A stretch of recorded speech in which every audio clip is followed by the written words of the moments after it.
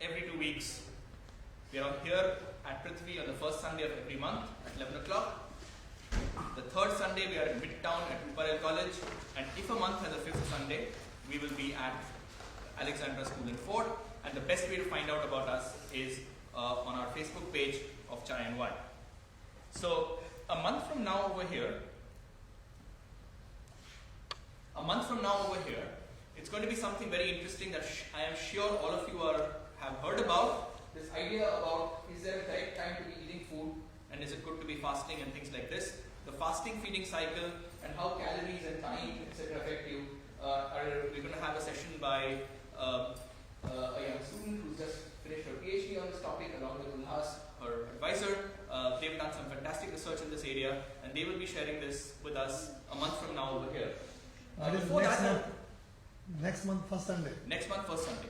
Yes, that's calories and time. Before that, there are a couple of very exciting public lectures coming up at TIFR. Next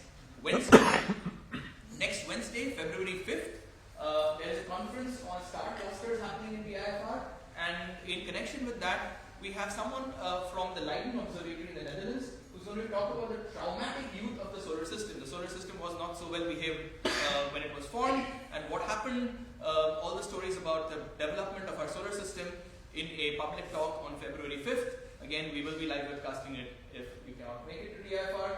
And after that, on February 11th, that's the Tuesday in the week after, February 11th is the UN's International Day for Women and Girls in Science. And we are going to be telling the story of a almost forgotten scientist, Bibha Chaudhary. She did some pioneering work on cosmic rays, the topic of today's Chai and Wine itself, from Darjeeling, and actually got some data which in turn helped someone get a Nobel Prize, but she didn't get it. That story and all on February 11th about Bibha Chaudhary happening at TIFR as well. And there is actually a very beautiful, there are very beautiful stories now on her in the last few years. Please do check it out. She worked on these cosmic rays, she worked on the experiments in the Pollard World field, and hers is a really amazing story. It's also good to know that recently, last year, NASA had a competition for every country to name a particular star, and the star which was chosen for India to name, the name given to that star is Bibha. So she is now at least shining in the sky. Okay, what happens to the talk on the 2 weeks from now, mid-February? Well, we are just not very sure of it, but we will know by tomorrow. Hopefully we will announce it. We were also going to do something about the International Day of Women and Girls in Science, but given that we are having this talk anyway at TIFR, we may either go with it, or given that currently there's a virus in the news, maybe we should have one on the coronavirus. So we are just checking what is the best thing to be done for the next one. But don't worry, follow us on we are on Twitter and Facebook. Follow us there, and you will be able to find out the latest, and you can ask us questions and everything else. Okay, so with that, it's time to then get to today's session, and it's my pleasure to introduce Professor Sunil Gupta. Sunil.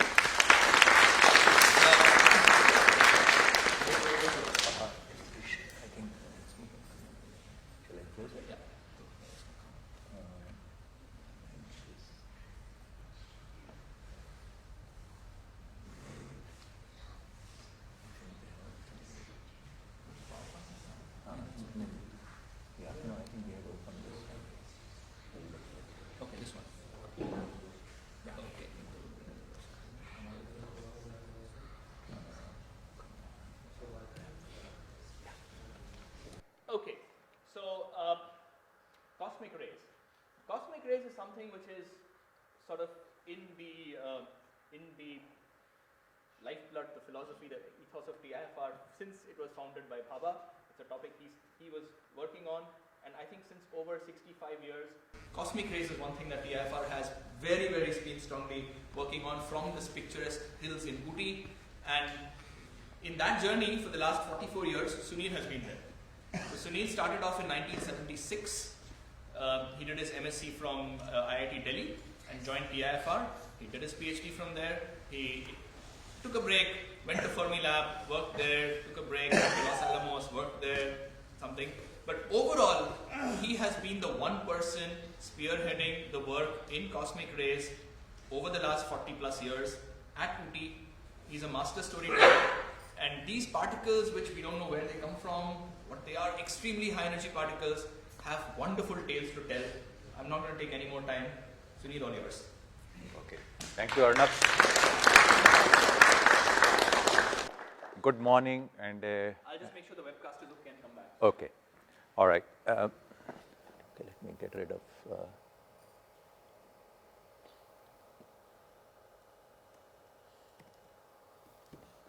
It doesn't like. Now it is gone. Okay. So I'm going to tell you about cosmic rays, which are a powerful messenger across the universe. And as Arnab already said, that we do some experiments at UT. I'm not going to tell you why we chose to work in UT. Of course, it's a very nice place, but there are some other reasons. Maybe during discussion we can discuss that part. And then this is the view of the experiment. But let me tell you something about what cosmic rays are. I think most of you know it. And so basically, these are high energy particles. Okay. When I say high energy, I should qualify what I mean by high energy. So for example, we are sitting in this beautiful Prithvi theater. I'm able to see you, you're able to see me. It's because light which is reflected by our bodies enters our eye, forms an image which brain interprets, and that's how we see each other. So it's light. But what is light? Light is what scientists call photons. These are packets of energy. And when I say packet of energy, I should tell you what the energy is. So the light, basically we have 7 colors, right? Going red to all the way to violet. And these photons have energies which are measured in units of electron volt. And what is electron volt? If you take single electron, okay, and put it across a voltage of 1 volt, it will gain some energy, and that is called 1 electron volt, as simple as that. Very tiny amount of energy, okay. And so the red photons have 2 electron volt of energy, and blue photons have 3 electron volt of energy. So all of our universe that we see is just confined to an energy interval of 1 electron volt, between 2 and 3 electron volt. That's all we can see. We cannot see anything else. But the universe is much richer and gives us information at other energies. So if you go higher energy than violet, we call it ultraviolet, right? Which may be more than 3 electron volt. If you go to 1000 electron volt, it is known as kilo electron volt, and those are X-rays which can penetrate the flesh but not the bones. So that's why they are used for medical diagnostics. Nature doesn't stop there either. You can go another factor of 1000, you get million electron volt, or MeV for short.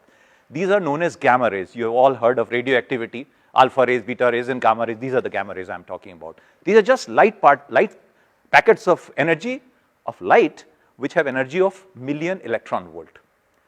But nature continues on, okay. We have particles which are 1000 times higher than that, and we call it giga electron volt, or GeV. And the particles which we are going to look at today basically are particles which have energy more than 20 giga electron volt, or 20 GeV. Now I'm not going to talk only about photons, I'm going to talk about cosmic rays, and cosmic rays are mostly not photons but protons, okay.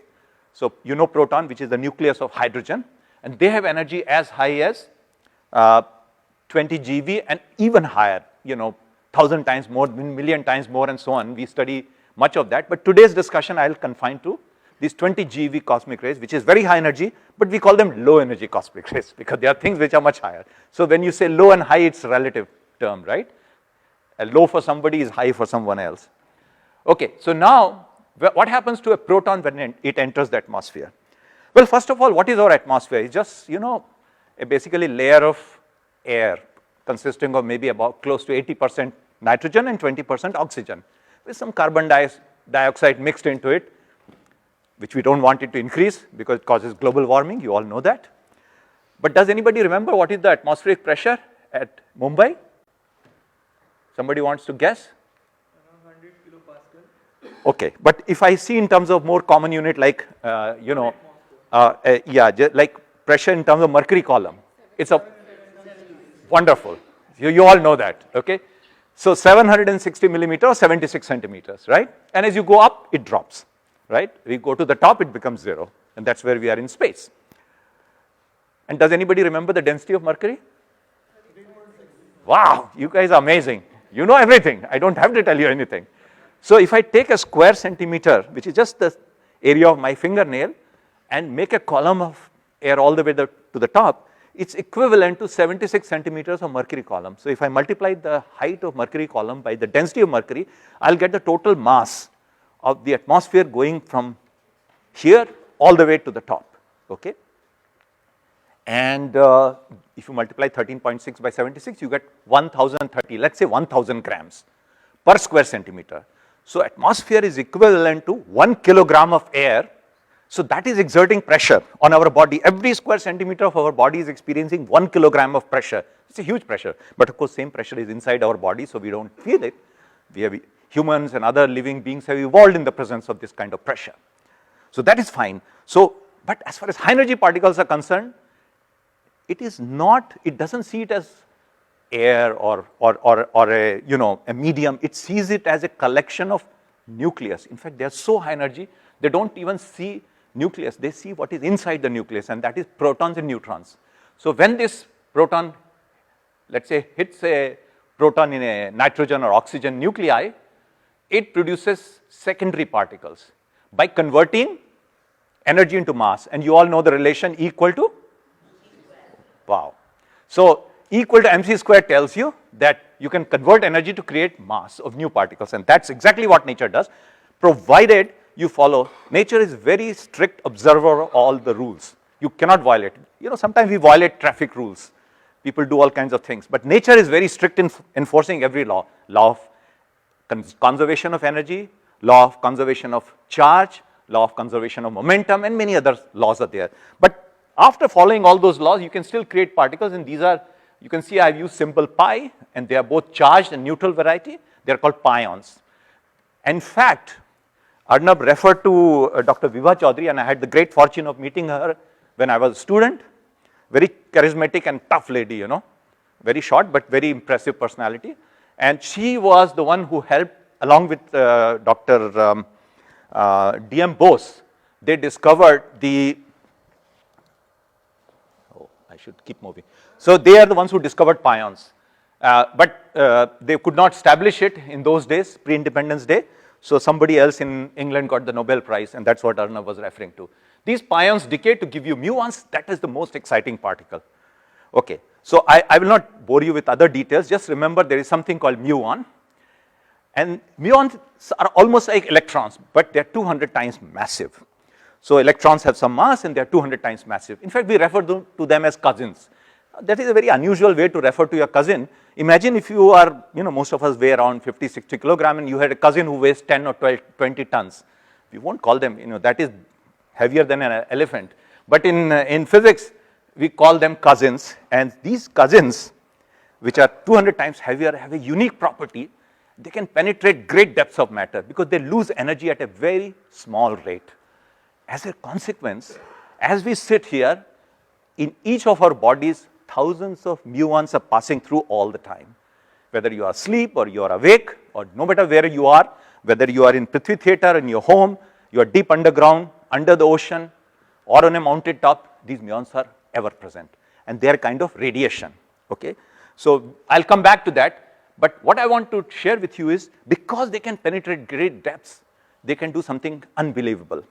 So now, I'm sure, maybe I don't know about younger members in this audience, but the more elder ones must have seen a movie of Superman, right? Or maybe all of you have seen, right? So Superman had a very, you have seen it, wow. Okay, so Superman had this X-ray vision, right? So he could look at a person in front of him and find out whether the person is suffering from any medical element, because he could perform X-rays with his eyes. But if the Superman had muon vision, he could peer through the earth. He could look at the bottom of the ocean. He could look inside a mountain. And I'm not joking. It was done 2 years back. A group of scientists, you know, from Japan and France studied the Great Pyramids of Giza. And with the help of muons, they discovered there was a huge cavern inside, which nobody knew existed. Maybe they will find some treasure inside. I don't know.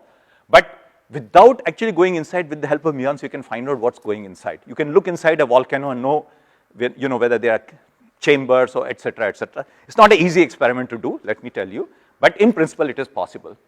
So muons are very interesting, and so now let's move on with the story. But unfortunately, we cannot see them. I just told you, thousands of them are passing through your body, every second or every minute, but you are not able to see because your eyes are sensitive to only photons, which are between 2 and 3 electron volt. So we need new eyes, which we call them sensors, or we call them detectors, and this is one such detector. It's called a plastic scintillator. This is something we developed in Ooty. I spent 3 years of my lifetime along with my colleagues. Some of them are sitting here. And we succeeded in developing. So what's special about it? It looks blue. That is because when a muon goes through it, it produces blue light. And that blue light comes out in a very short time, 1 billionth of a second. That's a really fast, sensor, right? If you see something which is moving faster than it's changing in less than 1/10 of a second, it looks like a blurred image to your eyes, because eye is not a very sensitive camera, but these are very fast. And these we developed, and this is now used in a number of laboratories in India as well as abroad. And of course, there are other multinational companies which make them, but we basically use them for measuring these particles, okay? But this is not what we use for detecting muons. We use another type of sensor, which is called a proportional counter. Now, I don't want you to worry about what the proportional counter is. Essentially, it is just a steel tube. You can see that my colleagues in workshop in Ooty are cutting this. You can see some of our detectors here, the picture which Arnab showed a while back. They take these tubes, these are long tubes, about 6 meters long, 3 times my height, and with a square cross section of 10 centimeter by 10 centimeter. We cut them to size, clean them, and then we weld plates at the end to make it a sealed system, okay? And in the center, we have put a hole, and through that hole, we pass a very thin wire, which acts as anode or positive electrode, and the body acts as cathode or negative electrode. And we apply 3000 volt after filling it with a special mixture of gases. So why I'm telling you all this? Because this has to be a very special type of device. So after we seal the system, certain gas is kept inside, and it should work without failure for next maybe 30 or 100 years. Why do we want to do? Because we need thousands of them. And if you have a lifetime of only 1 year, you will have so many failures every day that you will not be able to use it to study nature, because we don't know when something exciting will happen. So we have to be ready at all times, okay? So the challenge is, now I'm sure most of you have at home cooking gas, right? LPG cylinders. So when you buy a new LPG gas cylinder, it comes with about 14 kilograms of gas, which is 14,000 grams of gas. And if I tell you, and if I give you a cooking gas cylinder and tell you, please store it for next 100 years, and it should not lose more than 1 gram of gas, it's a huge task. So the cylinder which we use at home, they leak profusely, and we can even measure it, but still that rate is not dangerous, so we don't worry about it. But this has to stay sealed for 100 years. So that is the challenge, and that is what we tried, and here are my colleagues who are testing them in a stack and painting them, making them ready. So how do we use it as muon detector? So basically, when a muon goes through them, it ionizes the gas. Ionizes means it separates electrons in ions, and electrons are collected by the central wire, which is anode, and we get a pulse, electric pulse. And here is the spectrum. So this is a signal coming out of this proportional counter. Now you see this nice peak, it is due to muons. But before that, I want to tell you another story. We all have read this Archimedes' experiment, right? So Archimedes was asked by the king, Hieros, that please find out whether my crown, which has been made by the jeweler, is pure gold or not. And he did an experiment by measuring its density and found it was less than the density of gold, so he knew there is some impurities. In fact, the proportional counters can do very much the same thing. I can tell you by looking at this plot that this proportional counter is not made up of gold, it is not made up of silver, because you see this line here, the sharp peak here, is because of the fact it's made of iron. Fe is iron, and it is coated with zinc. So when muons go through this body, it produces very special radiation which produces this particular peak. So from the location of peak, we can tell which elements are present there. So this is made of iron and zinc and nothing else. And this is the signal due to muon. And once we did that, we know that it is working. and we have deployed them in field. And these cones you see, white cones, are scintillators, which measure mostly electrons. And these halls you see, each of these 4 halls constitute what we call a muon telescope. So now I'll tell you about muon telescope, because it's essentially detecting muons, and you need a telescope if you want to look at some phenomena, right? Because if you want to look at sky at a distant star or galaxy, you need a telescope, right? But this is not a visual telescope, it is a muon telescope. And there are a number of students who have done their PhD here. 2 of them are sitting in the audience, Miran and Fahim. And the important point is that, when you want to do any of these experiments, the real challenge for you is to make it as sensitive as possible. See, if I make an instrument which is as sensitive as somebody else, I'll find make the same discovery which have already been made. So I have to make something better than what others have done. And this, at the moment, is the world's most sensitive, muon telescope. And then I showed you those scintillators. When we deployed them in field, we found that whenever it rained in Ooty, they were basically counting cosmic rays. But when it rained, the rate went up. And when rain stopped, it came down. So we were worried. Maybe there is some leakage there, some water is going inside, maybe it's causing some problem. And we investigated and didn't find anything, until we discovered eventually that the fresh rainwater contains radioactivity. I don't know if you are aware of it, right? In our country, there is this notion that radiation is dangerous for you. And you are absolutely right, radiation is dangerous to you, but depends on how much is that quantity, okay? So, we have all gathered here, you had a probably morning cup of tea or coffee. If you took 1 tea or maybe 2 cups of tea, it's okay. But if you drank 100 cups of tea, what will happen? You know that, right? You won't be here, you will be in a hospital. Same thing is true of radiation. Radiation is always present, no matter where you go, on Earth, beyond Earth, or even in our galaxy. Radiation is there, we know that. Cosmic rays are there everywhere, that is nothing but radiation. However, rainwater contains radiation, and I will not bore you with details, we found it contains lead and bismuth, radioactive isotopes of lead and bismuth. And they were producing this radiation, which dies out after about an hour, but it is there. Now, you may wonder, fresh rainwater, which we believe is the purest form of water, is radioactive, then what am I going to do?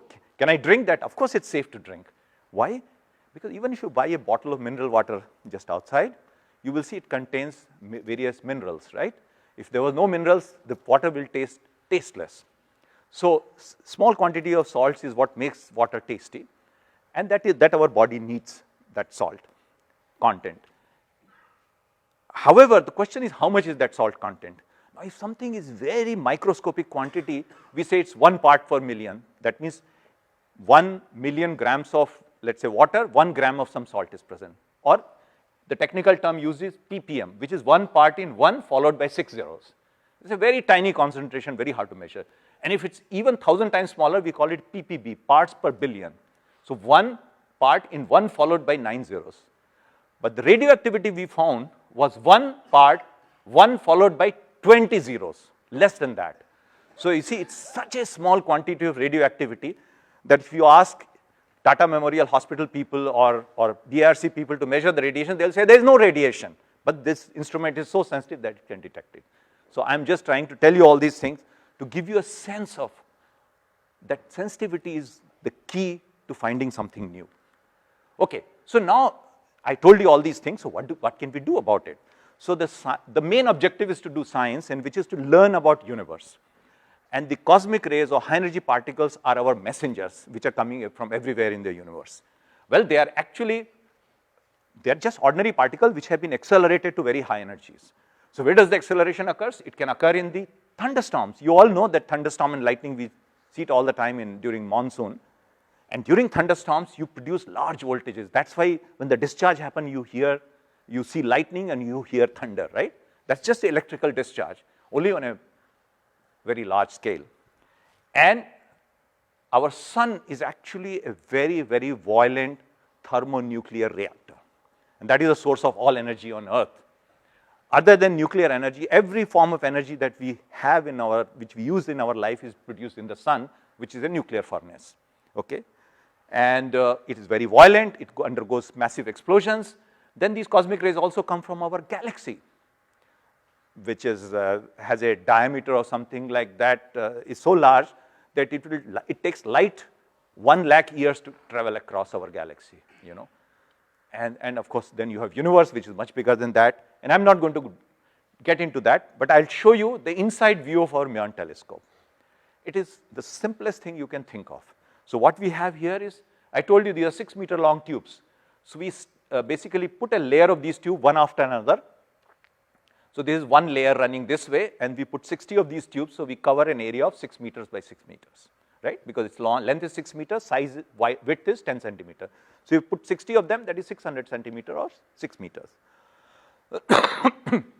Then we have a layer of concrete, and we'll leave it for discussion why we put this concrete. And we have second layer, which is perpendicular to that. So one layer is going this way, another layer is going that way, like a graph paper. And then you have third layer, which is parallel, and fourth layer, which is again perpendicular. So why do we do all this?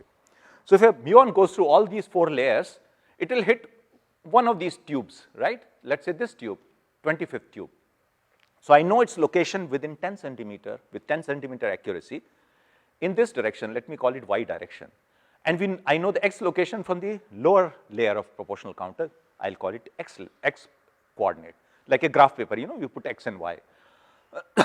So I have one x, one y, second x, second y. I have 2x and 2y measurements, so I have 2 points. And if I join these 2 points, I have a line. A line is nothing but a direction. So I know the direction of the muon. And that is how we use it as a muon telescope. Okay, now I want to share with you something else. You see, I am standing here. Some of you are sitting at a slightly lower elevation than I am, and some of you are sitting at a higher elevation. Now, if you are sitting at a lower elevation, you are experiencing a larger atmospheric pressure. And those of you who are at a higher elevation are experiencing lower atmospheric pressure, but you don't even worry about it because our body is not sensitive to such a small pressure change. In fact, as I stand in front of you, the pressure near my chin is higher than the pressure at the top of my head, and you can calculate it because we know how the pressure changes. And this muon telescope is so sensitive that it can measure pressure changes caused by this much height of atmosphere. It's really very sensitive. So if pressure changes, our muon intensity changes, so we need to measure pressure very accurately. It's also very sensitive to atmospheric temperature. In Ooty, which is very close to equator, the atmospheric temperature does not change very much. Now, I'm not talking about ground temperature. Ground temperature changes huge amount. In night it's cold, daytime it's hot, but the atmospheric temperature does not change more than plus or minus 1 degree in a year. In summer it is 1 degree hotter, in winter it is 1 degree colder, and we detect that. And there are many, many other properties that we can, which I will tell you as we go along, we can do. Okay, so this is something that I have shown, so let me skip over it. Now let me come to the point that what is it that we measure with this telescope. So as I told you, we measure the direction in which these muons are coming. But you see, these are tubes, so they are like pixels. So one direction I'll get has some, you know, it's like having a pixel which has some finite size. So I cannot see anything which is smaller than that pixel size, right? Your camera also has pixels, but your camera and mobile phone has millions of pixels. So when you take image, it doesn't look like pixelated image, right? You see a continuous image because there is a number of pixels is very large. Our eye, you know, also has sensors that also has pixel-like structure, but we don't think that we are seeing something pixelated because our brain interprets in a manner that it looks continuous. But in nature, everything is pixelated. It's a question of at what level you are looking at. So as I told you, we basically create this telescope. You can think of it as a camera which has 169 pixels. It's a very poor resolution camera. Where you have 1 million pixels or 10 million pixels, you have only 169 pixels. But most other instruments in the world have only 1 or 4 pixels. So compared to them, it is vastly better. And then, as I told you, we are going to study thunderstorms. Now, when thunderstorms form, it produces electric field. And you can see sometimes, you know, people die if they are struck by lightning.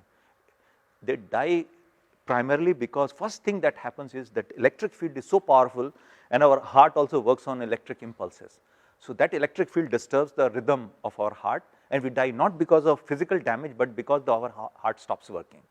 So that is, for example, I looked at the data in India, we have nearly 400 people die, that is recorded deaths, we don't know how many go unrecorded. 400 people die, predominantly males, because they are farmers working in open fields, they die because of lightning strike, not lightning strike, but because of the electric field in the thunderstorms. And that we have set up instruments on ground, this is our lab, which I will show you, and this is 6 kilometers from the lab we have measuring, and then there we have 2 more sensors somewhere in between. So you may wonder why we set up at 6 kilometers. The interesting thing is these clouds are huge. Their in size goes into kilometers, tens of kilometers. So they are really massive, electrical devices, and also very impressive. So now, this is that 169 pixel camera I was talking about. So on 1st December 2014, what we found that the pixels on the east, this is east and this is west, this is north and south. The pixels on the eastern side of our telescope turned blue. Now blue has a meaning here. You see, green means there was no change in the muon intensity. Blue means the intensity decreased, and red would mean intensity increased. There was no increase anywhere. We only saw decrease, okay? And that is because the electric field of thunderstorm. And we saw that, and when we saw that, we knew something unusual is happening. But I want to draw your attention to the fact the maximum intensity drop was only 2%. Now 2% is not much, right? 2% is actually very tiny effect. But for us, it's very significant. And I will tell you, okay, so let me first explain this. Now you see, we are a democratic society, right? So we have elections every now and then. And when elections are held, then all the media channels, they carry out surveys, right? And they carry out exit polls. And during exit polls, they ask the voters who have come out which party you voted or which candidate you have voted, right? And then they collate that information. And before the election results are announced, they will start announcing that, oh, this candidate is going to win. So how do they do that? So they will tally that information, and after tallying the information, they will see which candidate has got more votes. But they cannot ask every voter, right? It takes a lot of effort. So they typically ask 1,000 or 2,000 people. Now if you ask 1,000 people, it is a sample which has 1,000 people present in it. And every sample you take has an error. This is not that you are miscounting, but if you take another 1,000 people, you will get a slightly different answer. Because it's not that if 45% of people have voted for candidate A and 55 for B, every time it will be 45, 55. Sometimes it will be 44, 46, sometimes maybe 40, 60. So it fluctuates. And that sampling error is given by square root of your sample size. So if you ask 1,000 voters, the error is square root of 1,000, which is about 32. Now, if it's 32 out of 1,000, so out of 100 it will be 3.2. So your sampling error is 3%. So if you pay attention to any time exit poll, they will say our margin of error is plus or minus 3%, and that 3% comes from sampling error, okay? So on the other hand, supposing there was an election recently held in Maharashtra, you could ask every voter. We have nearly 10 crore voters, okay? 100 million voters. If you asked every voter the question, your sampling error will be much smaller. It will be something like 0.01%. The margin of victory of candidates is more than 0.01%. So your result will be absolutely accurate. Well, it's not a sample, it is a actual vote counting you are doing, if you could ask. But it costs money to do that, so they always have these limited samples and they have large errors, and then their predictions go wrong and people say, you can't trust these surveys. But it's nothing wrong with surveys, it's just that they don't have enough statistics. So what I want to tell you is, the muons that we are studying, we detect 250 million muons every minute, which means, 250 million muons every hour. That means if we make a measurement, our sampling error is extremely small, so any tiny change that happens, we can interpret it to be due to some other cause. So basically, we are much better pollsters than the people who do survey for news channels, okay? So that is why this 2% looks very impressive. And so how do we interpret? Now, You know, you all have heard of Benjamin Franklin, right? Who did this experiment with a kite. He was flying a kite. We all read about it in middle school. He was flying a kite, and in the bottom of kite there was a keychain which was hanging, right, with bunch of keys. And whenever a cloud passed by, thunderstorm, he would get a shock, and that's how he knew. And soon they found out that the bottom of the thunderstorm is negatively charged and the top is positively charged. So this is a topic by itself, that is cloud physics. I'm not going to tell you about that, but it is suffice to say that bottom is negatively charged, top is positively charged. So when, since the top is positively charged and cosmic ray muons are predominantly positively charged, so when they come down the earth, you know, like charges repel each other. So when it comes down, it reaches the cloud, not all of them can penetrate the cloud, some of them lose enough energy to get absorbed. As a consequence, their intensity drops, and this is what we are seeing here, okay? And since we understand the properties of muons very well, we can interpret that to measure what is the voltage which is produced by these clouds. I can give you another analogy. You can think of cosmic rays as a very powerful battery, okay, with a voltage of more than a gigavolt, you know, maybe 1 giga or 2 gigavolt. So we have a 2 gigavolt battery and a current is flowing, right? Now, if I put a battery which has the opposite polarity, then my voltage will drop. If the voltage will drop, then current will reduce, and that's exactly what we are seeing. So the current is dropping. So it's an electrical circuit. Thunderstorm, the muons are basically behaving as if, and thunderstorms are almost like we're dealing with an electric circuit. So if I, for example, reduce the voltage which goes into the bulb will become fainter, and that is exactly what happened. The muon current dropped, and because we know how much it has dropped, we can calculate what should be the voltage, and we found this voltage was 0.9 gigavolt. And now gigavolt is 1 billion volts, so it's 0.9 billion volts. So who cares about whether it's 0.9 gigavolt or not, right? You may ask this question. Well, one thing is thunderstorm is something that does worry us, because this is the leading cause of death across the world. And the main reason, of course, you cannot prevent lightning. I'm not claiming by any means that we can, once we understand, we can prevent, but at least you can understand what its consequences are. If you understand something better, it's like tsunami, you know, you cannot stop tsunamis, but if you understand what damage tsunamis can cause, you can prepare yourself better to deal with them. You can have warning system, you can do all kinds of stuff. So you see, when Benjamin Franklin did this experiment, he established that cloud top is positively charged, bottom is negatively charged, and that's it. That was 270 years ago. Then about 90 years back, there was another very famous cosmic ray scientist by the name of C.T.R. Wilson, who invented a very important instrument for which he got Nobel Prize in 1927, who was primarily interested in studying clouds, and he estimated, he could not measure, he estimated that the voltage across a cloud should be at least a gigavolt. It should reach as high as a gigavolt. It doesn't mean every one of them will be gigavolt, but it can reach up to gigavolt. So since 1929, for 90 years, people have been trying to measure this voltage in United States, in Europe, in Russia, all over the world. And how do they try to measure? Well, they will send aircraft sometimes through the cloud and try to measure.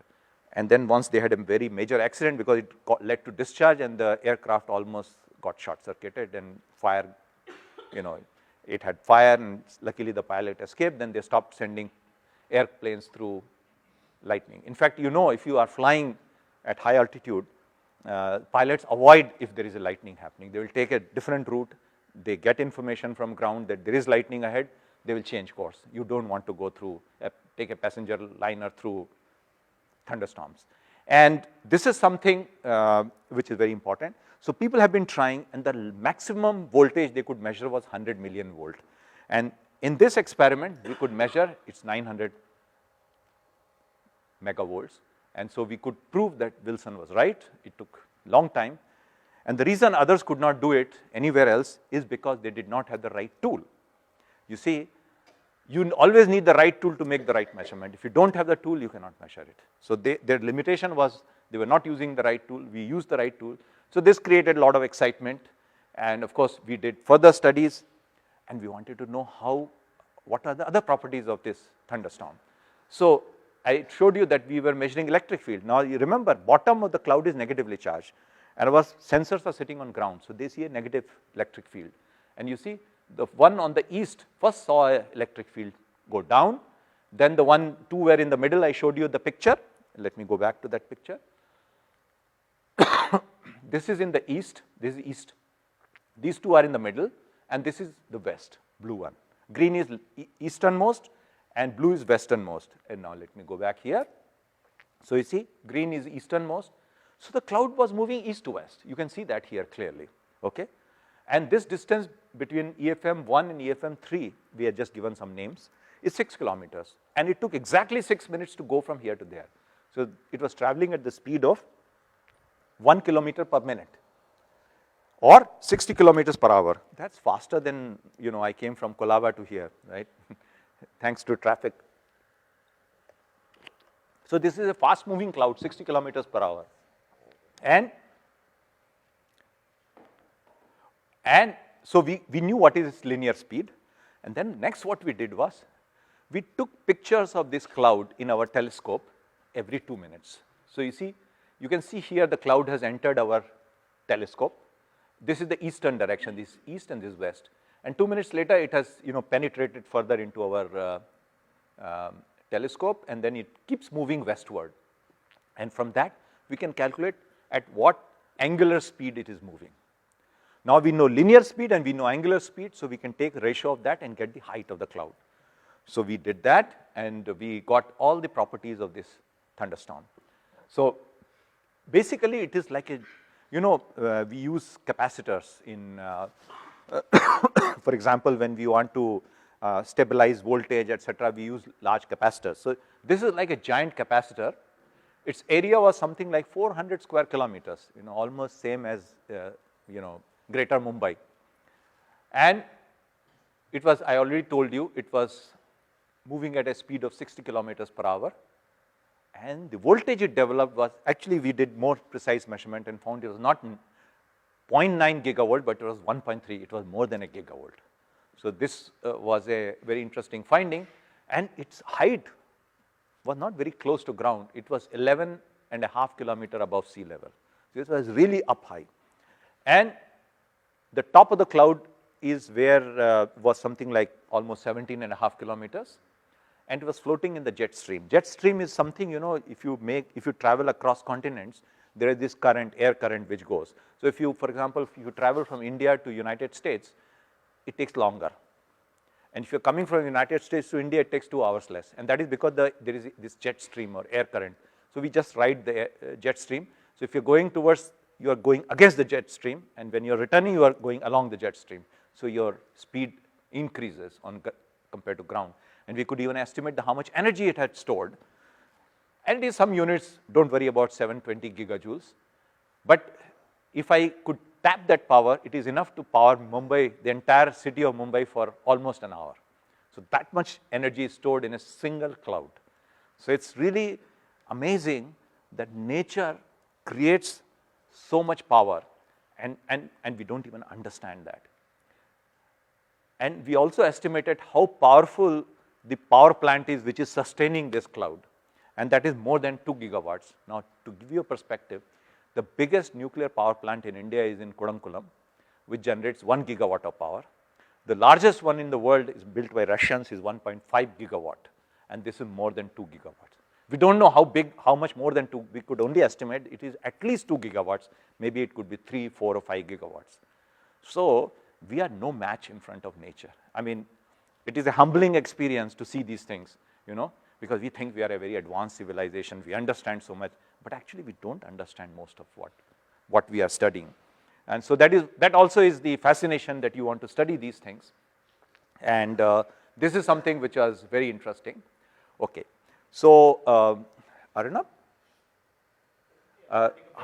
if you would like, we can break. But I just want to say one thing. So this actually, this particular result we had published in March last year and created a huge amount of excitement. So there were a large number of articles which are published in media, you know, in National Geographic, in you know, in CNN covered wrote a story, and our you know, news media also covered it very widely. And so the interesting part was that that it was such a simple problem as thunderstorm, okay, which has been around for times immemorial. You know, in every culture we have gods which are attributed to lightning and thunder, right? And you know, it's something that people understand. There are horror stories about thunder and lightning, but such a simple phenomena we don't understand. I don't think this is the last word. There is still a lot to be understood. So I just wanted to give you the message that you know, while we claim that we know you know, origins of life, or we know about space, but actually we don't know much about Earth itself. Something as simple as thunder and lightning. So that is the message I want to give you, and I think our chairman wants to give a break. Not the last word. I mean, you have to talk about the sun and go beyond the galaxy and all that. Right. Why don't we take a quick chai break and come back? Okay. So let's have a quick chai break and come back. Online audience, we will join you in another. You can join again in another 10 minutes or so. Right. You have something to show as well, right? Later on. Oh yeah, yeah, yeah. Let's have a quick chai and come back in 10 minutes. We will continue. Okay. ठीक है, ये लगे रहने दो, ये लगे रहने दो. Just switch it off. I think that's a good idea. Oh, just present.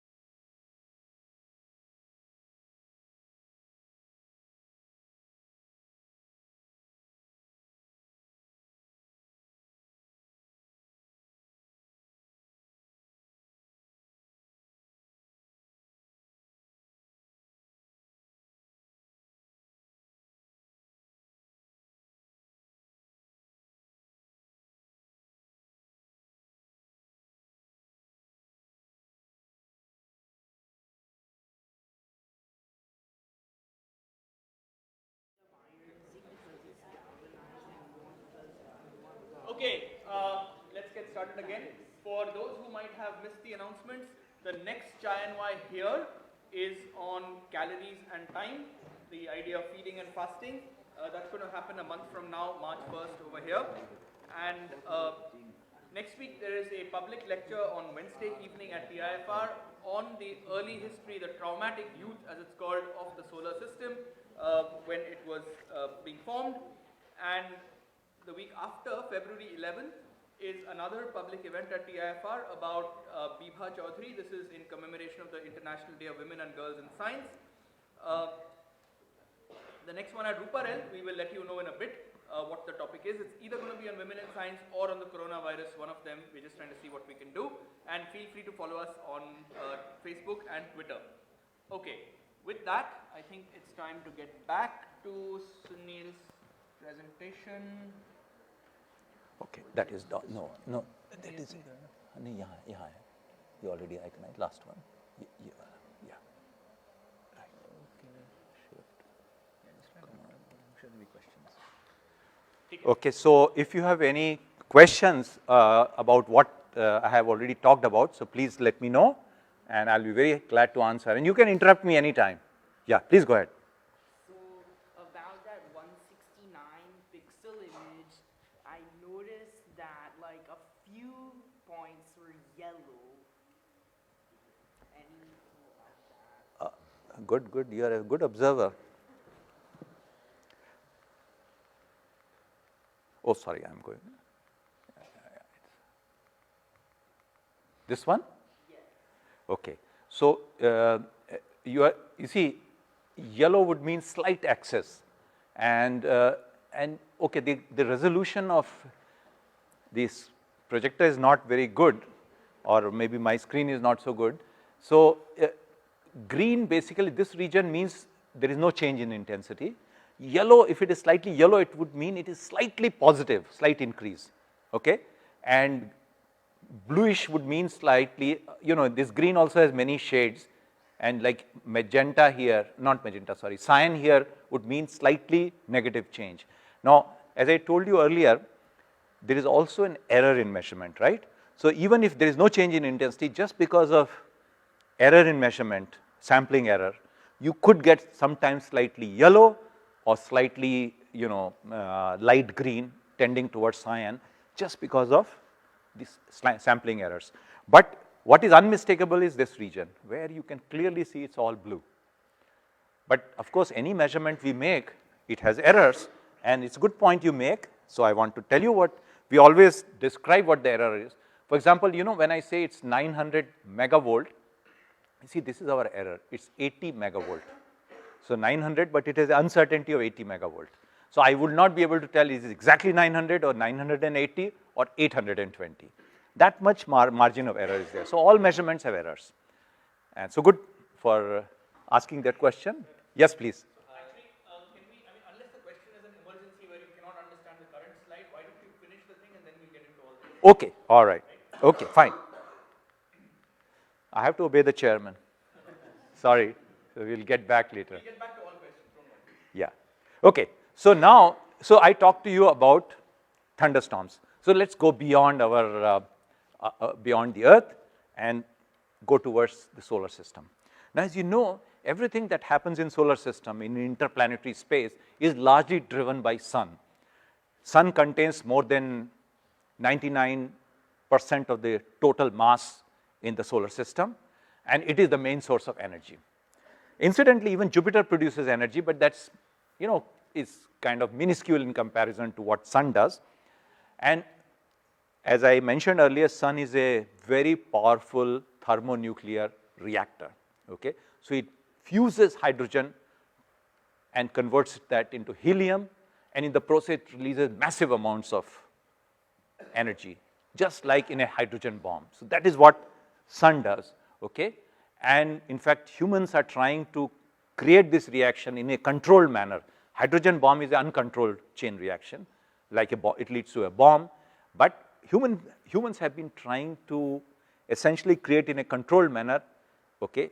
And so these are called fusion, reactors, and that India is participating in one of them, which is being built in France. But despite 70 years of effort, we have not succeeded. I mean, we don't know how to make it work, but sun has been doing it for 4.5 billion years. So, sometimes we don't understand how to do things which nature does it fairly routinely, So that tells you how primitive we are as far as science and technology is concerned. Okay, so as I said, the sun's surface is very hot, as you all know. Its temperature, if you can measure, because what we see is not the inside of the sun, inside is much hotter. The surface of the sun is about 6,000 degrees Celsius.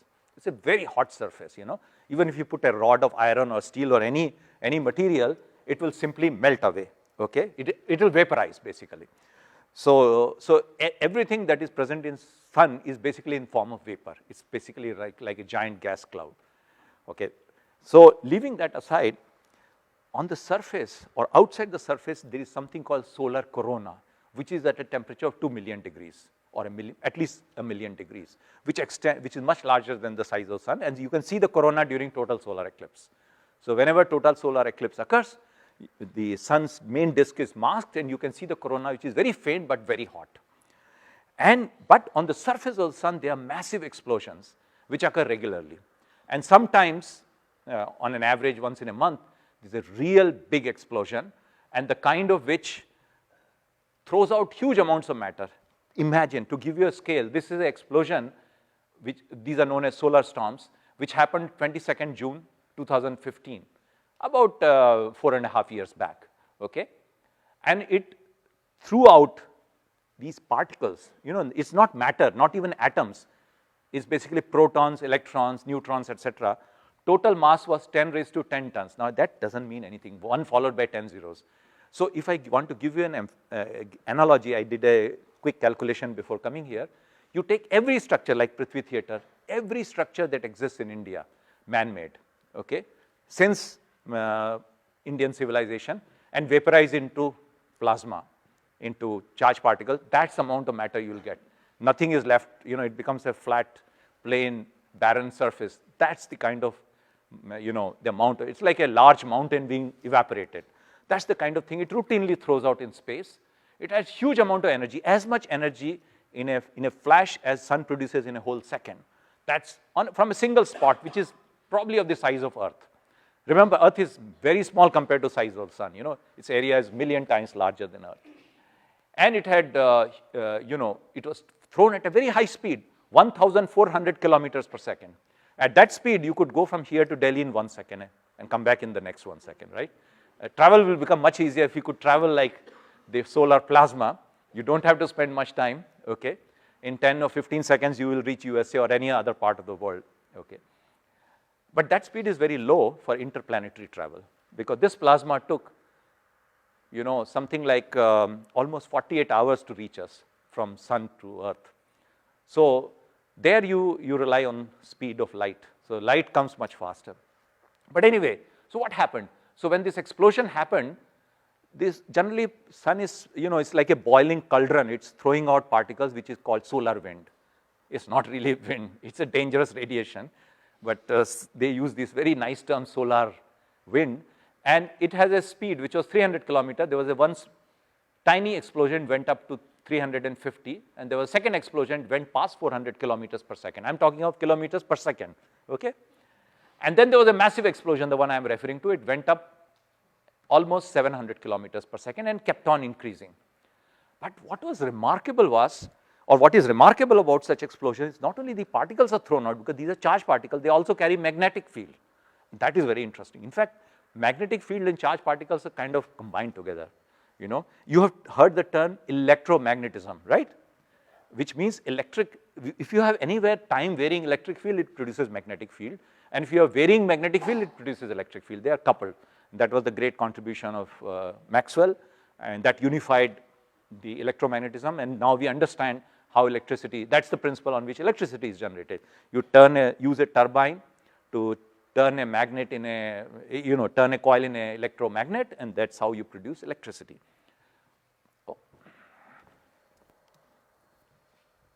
Okay, so this magnetic field, which was generally very small, almost near zero, suddenly went to 40 nanotesla. Now, don't worry about what is 40 nanotesla. is just, which used to be 1 or 2 units, became 40 units. That's really huge. And what is even more remarkable is the direction of this magnetic field was opposite to Earth's magnetic field. So Earth's magnetic field generally points upwards, and this was pointing downwards. And we were observing in Ooty and looking at the muon intensity, it was gradually falling. And when this change occurred in magnetic field, we suddenly saw a burst of muons. Now, burst is actually exaggeration. If you look closely, the intensity of muons increased from minus 1.5% to about 0.5%. So 1% increase, that's all, 1%. But that's what I told you. Our sampling error is 0.01%, so it's very significant. And that is why nobody else saw it, because others have errors of 1%. So for them, it is like background, you know. So you can say we were very good pollsters. They are not so good such good pollsters. So we saw this, and then what do we do next? They look very similar, so let's change the direction of magnetic field, and we plot it again. You see, this is how the muon intensity looks like in blue, and red dotted line is the magnetic field, and they look identical. Now, I must tell you one more detail, which I skipped earlier. Where is this magnetic field measured? It is not measured on Earth. So what happens is, these solar storms can cause severe devastation. I have a small video which I'll show you, which was created by some people after our discovery of this event. And what actually happens is, if you look at Earth and Moon as 2 points, Earth and Sun as 2 points, they're about 140 million kilometers away from each other, 140 million kilometers, okay? But if you go at a distance of 1.5 million kilometers from Earth, the gravity of Earth and Sun balances out. So if you put a satellite there, that point is called L1. It's not a point, it's a big region. If you put any satellite there, so as Earth goes around the Sun, that will also go around the Sun, and it will be always pointing towards Sun. So any radiation which is coming from the Sun first will reach the satellite, and then it will come to us. So NASA and European space agencies have put 4 satellites at L1, and in India, ISRO is going to launch another satellite which is called Aditya L1. L1 is the name of the point. Aditya, because that is our Sanskrit name for sun, right? So Aditya L1 will be launched next year. So why are we putting these satellites? It costs thousands of crores to launch these satellites. The main purpose of these satellites is to provide us early warning. So if a solar storm is coming our way, is going to cause havoc, and I'll tell you a little later what that havoc could be. It's not going to kill anybody, but it will do some other damage. So if it is going to cause havoc, we should be warned, right? Like tsunami warning, earthquake warning, we should have warning systems. So this is an early warning system. So what happens is the storm comes. This storm was traveling, it started at 1400 kilometers. By the time it reached L1, its velocity had dropped to 700 kilometers per second, half its velocity.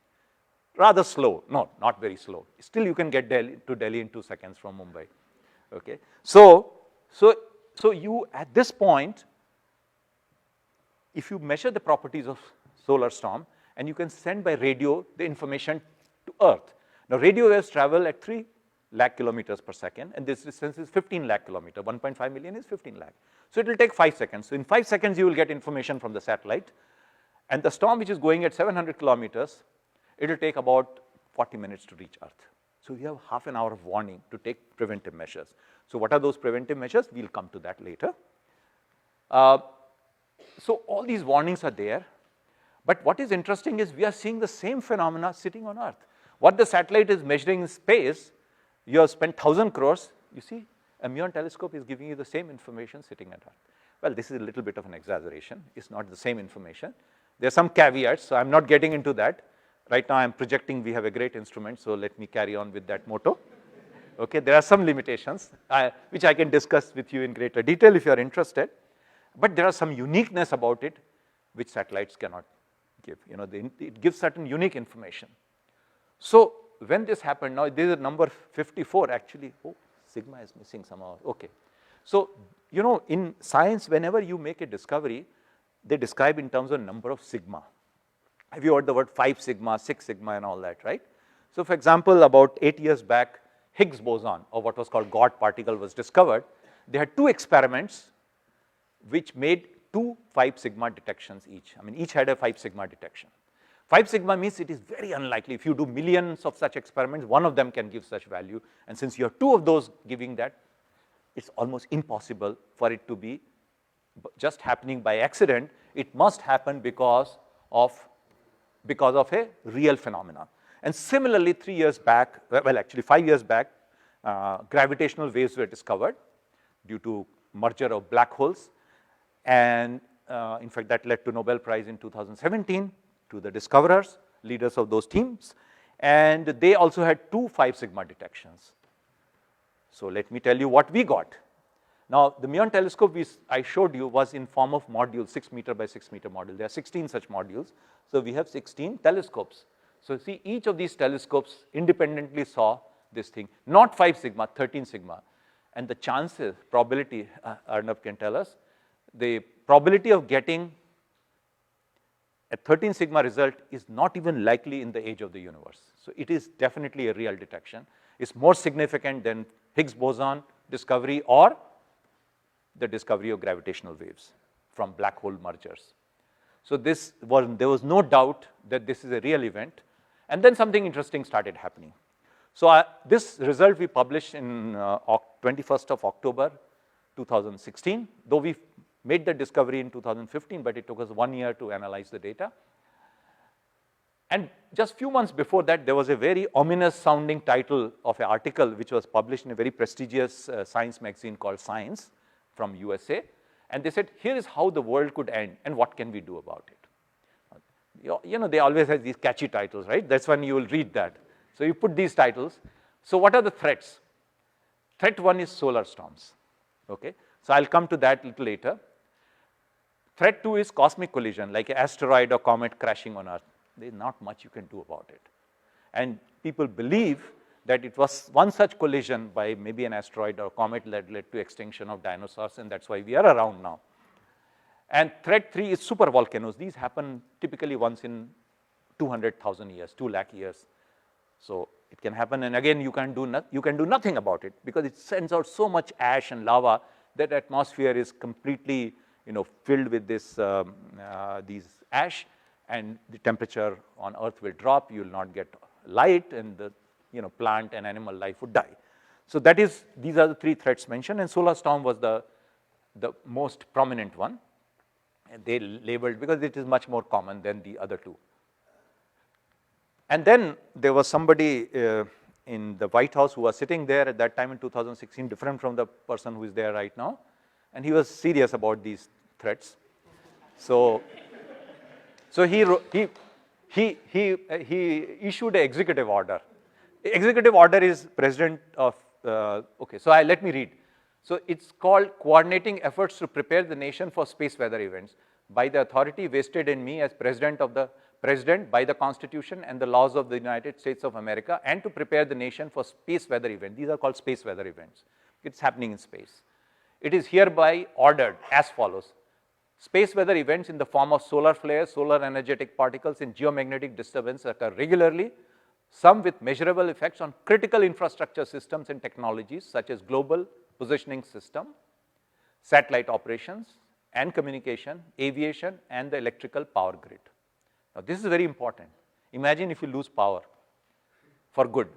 Extreme space weather event, those that could significantly degrade critical infrastructure, could disable large portions of electric power grid, resulting in cascading failures that would affect key services such as water supply, healthcare, and transportation.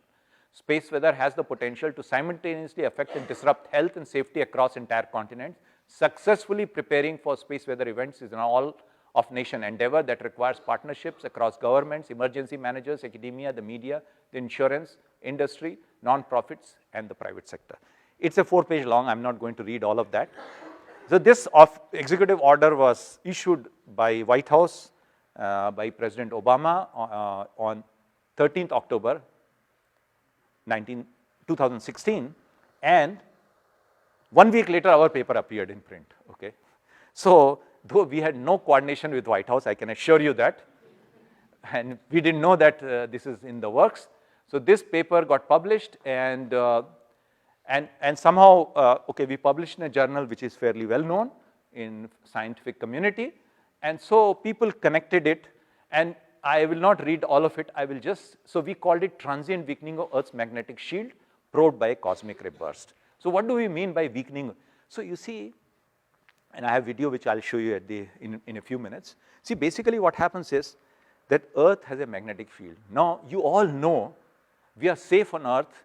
On the other hand, astronauts are in much greater danger when they are in space because the ozone layer protects us from ultraviolet radiation. You know, some years back there was a hole in the ozone layer because of various pollutants, and then carbon fluorocarbons were banned, which are used in refrigerators, and the ozone layer has got more or less restored.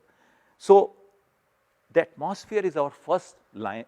We think it is the main line of defense, but no, it is the magnetic field of Earth which is our first line of defense, because the atmosphere extends only up to 100 kilometers. The magnetic field extends to something like 100,000 kilometers, 1 lakh kilometers. So it actually surrounds the Earth, though it's a very weak magnetic field, but extends over such a large distance that all radiation which is coming from space, from sun, from other galaxies, other stars, those particles are sent back into space. They are not allowed to penetrate. It's really a shield which protects us. But during this event, I told you the magnetic field was opposite to Earth's magnetic field. So it made our field or our shield a little bit weaker, and that is what we could probe with this burst of cosmic rays. The increase was only 1%, but imagine had it been 20 times more powerful, it would have caused some catastrophic failures. For example, the electrical grid which supplies us power. You know, your home, you have 230 volts. Some countries have 110 volt or 100 volts. But the power on long transmission lines is transmitted at 440,000 volts. If such a phenomena were to occur with much greater intensity, what it will do? It will make the atmosphere air conducting. So when you transmit power at 440,000 volt, it is the air between wires which acts as the primary insulator. If the air becomes conducting, the wires will be short circuited. Your transformer will try to maintain the power, in the process it will burn up, and there is nothing you can do about it. If you lose high voltage transformer, it is not like losing a power supply at your home which can be fixed, because these take years to build. So once one transformer fails, others will try to compensate, right? That's the job of a grid, electrical grid. Then they will fail, and that's what President Obama referred to as cascading failure, one after another. And you will lose power. Of course, you can rebuild eventually. We all depend on our mobile phones. They are, as you know, as the technology advances, they become much more vulnerable. So if you have such a huge intense, amounts of radiation, your mobile phones will be short circuited, so you won't have mobile phone. You won't have internet because your satellites will fail, your communication systems will fail. So essentially, nobody will die, but we'll go back to Stone Age. That is the danger of extreme solar storms. So that is what. So we had concluded our paper by abstract by saying it indicates a transient weakening of Earth's magnetic shield, and it may hold clues for a better understanding of future superstorms that could cripple modern technological infrastructure on Earth and endanger the lives of astronauts in space. But they really don't have any protection. Okay, so when this happened, okay, it created a lot of excitement. But before that, I want to do a demonstration. So I said, the weakening of Earth's magnetic field. So let me give a demonstration. So see, this is a magnet. If you can see, maybe you can't see from back, there's a white dot here, which is North Pole. And there's another magnet, which also has a white dot here. And so I'm bringing them closer, they repel each other. But of course, I am much more stronger than the magnetic field of these magnets. I can force them and to cling together. Now, if you bring two magnets together, magnetic field is a vector, as you all know. Vector means if you put them in the same direction, the magnetic field adds. Now, this magnetic field is twice as powerful as that of a single magnet. But if I put it other way around, they stick together and they cancel each other's magnetic field, okay? Because this is a vector. So instead of adding, it subtracts and becomes 0. So now you see, I put them in the same direction. Magnetic field has become very powerful. And I have a piece of iron. So I'll bring it closer. And as I approach, this actually jumps and is captured by these two magnets, right? And so we know that magnetic field is there. Now, I remove this magnet and I reverse its polarity. So now I'm bringing it closer and I'm holding it by this first magnet. And I bring second magnet closer and closer. Now its magnetic field is getting weaker, but still it is powerful enough. And then I bring it close, the magnetic field is destroyed. and the piece of iron falls. This is exactly what happened, not as dramatic as this one. If it had happened, we would not be sitting here, we won't be having projectors and all that, we'll be in darkness. But this is exactly the idea. So the magnetic field of solar storm weakened our magnetic field, and cosmic rays which were otherwise kept out of our Earth could penetrate and produce additional muons, and that's what we saw. And because the change in magnetic field was dictated by the solar storm magnetic field, the shape of the muon intensity is exactly same as the magnetic field shape, and which I showed you a little while back. So this of course created a lot of excitement in popular media, and a lot of reports started appearing, and my colleagues, Mr. Reddy and Mehran, who is sitting there, they started scanning and finding. So first we were very happy that people are covering, and then the large number of countries it covered, but finally we got tired of writing the names of those countries. So what we did, we took the world map and painted in our tricolor. Wherever there was a report in the upper 1/3, we painted it saffron, the middle 1/3 white, and the bottom 1/3 green. And wherever there was no report, we blacklisted those countries. And those were mostly in sub-Saharan Africa, maybe Iraq and Syria, etc., where war was going on. But it was surprising that, I mean, I could not believe that something as esoteric as solar storm would actually excite people in so many countries. And there were, 24 YouTube videos. I'll show you one of those. And there were more than 1,000 reports in 37 different languages. And if you want to see any of this, you can go to our website. Just type grapes-3, and tons of these reports will pop up in Google. Okay, so now I want to tell you something very fascinating, which maybe in just next few minutes, and then I'll be done. So you see, I didn't tell you one thing.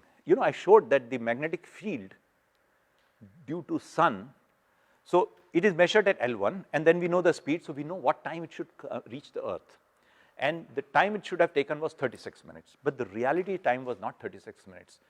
It was 64 minutes. So it took an additional 28 minutes. So what happened? Why did it take extra 28 minutes? And that was a mystery. We didn't address that mystery in that paper because we thought we have a good enough result that's published it, we'll worry about it later. So then, Mehran, where are you? Okay. So Mehran has just completed his PhD. So he's a bright guy, so I asked him, look, first thing is nature, if it does something, it doesn't do it once, it does it again and again and again, because we are not special. Just as, we should not think we are special because we live on Earth. I'm sure and now we know there are thousands and thousands of planets, and of course some of them will have life and maybe intelligent life, etc., etc. Same thing is true if solar storms are occurring all the time. So let's look, and we have 20 years of data, and that is our real gold mine. Okay, or diamond mine or platinum mine, whatever you want to call it, because we have data. Now nobody can compete with us. Why? Because they have to wait for 20 years to collect data. You can't crank up sun and say, okay, send me some more storms and I can analyze you, right? So you have to collect data. So we have 20 years of head start on everybody else. And so Mehran started looking at data, and the data which we analyzed, it took us 2 months of computing time on a computer cluster, which is equivalent to 1,200 or 1,300 such laptops. So it was like not a supercomputer, but it's a fairly powerful machine. We kept it busy for 2 months, let's say 1 million seconds. 2 months is approximately 1 million seconds. Okay, so we kept it busy. But if we are going to take 2 months to analyze one event, it is going to take forever to analyze 20 years of data. So he quickly identified there are more than 70 such events have occurred in the past. And of course, they will occur in future as well. They're not as spectacular as this one, but they are very interesting as well. But if we are going to spend 2 months for each one of them, 70 into 2, 140 months, right? That's 12 years. So just to analyze the data, we'll spend 12 years with all our resources. That's obviously not a smart way to do. So my colleagues, we came up with a new idea, and if you are interested, I'll be very happy to tell you about it, where we could do the same thing with 2 months in less than 1 second. So that was a big breakthrough for us. There's something which we spent 2 months doing, now we can do in less than 1 second. So he has already done the analysis of 70 events. Of course, analysis means he has reconstructed them, but identified them, but we have to do a lot of work on them, which he's going to do. But I want to show you some events, and the purpose, don't worry about details. So you see, this is the time, this is the profile which we expected, and this is the profile in blue which actually observed, and there was a delay of 16 minutes. So the satellite prediction was wrong by 16 minutes. The next event, it was delayed by 20 minutes extra than what satellite predicted. The one after that, 24 minutes. I'm just giving you a few examples, okay? And then if you look here, this was delayed by 44 minutes, 52 minutes, 64 minutes, and the list goes on, okay? So these beautiful, wonderful billion-dollar satellite or 1,000 crore satellites, they really cannot tell you accurate time. Because once it crosses L1, satellites don't know. Poor satellites only know that train यहाँ से छूट गई है, वो कब पहुँचेगी किसी को पता नहीं है, right? So you need the station master at the railway station to tell you when it reaches. Now, it doesn't help if I tell you the solar storm has now arrived 28 minutes later, because it has already caused the damage, right? So that is not good. So I can't claim that I'm making prediction. But satellites are claiming they are making prediction. Now imagine if you make a prediction with a satellite and your storm comes after 1 hour. So we just did a back of the envelope calculation that, every hour, if you switch off power, you can imagine what kind of economic loss will occur. Because the only protection to save yourself from a solar storm is to shut down everything.